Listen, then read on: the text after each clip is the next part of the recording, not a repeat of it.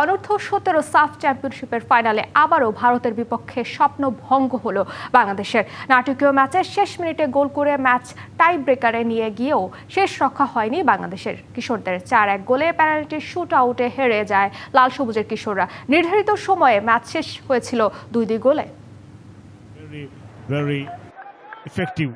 আরও একটা ফাইনাল, আবারও স্বপ্নভঙ্গ।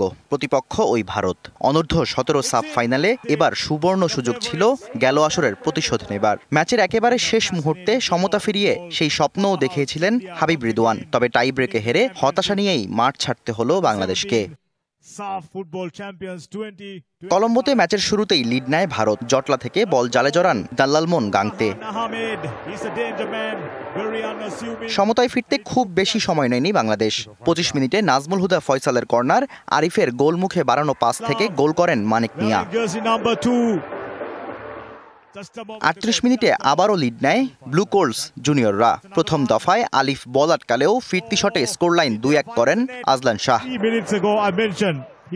দ্বিতীয়ার্ধে দুদলের চলে তুমুল লড়াই। ভারতের মতো বাংলাদেশের সুযোগ এসেছে বারবার, তবে ভাগ্য সহায় হচ্ছিল না।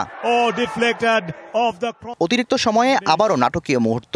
বক্সের জটলার ভেতর থেকে নিখুঁত টোকায় বল জালে জড়ান ঈশান হাবিব। ম্যাচ গড়ায় টাই ব্রেকারে, আর সেখানেই কপাল পড়ে বাংলাদেশের। Shahriar Hossain, DBC news desk.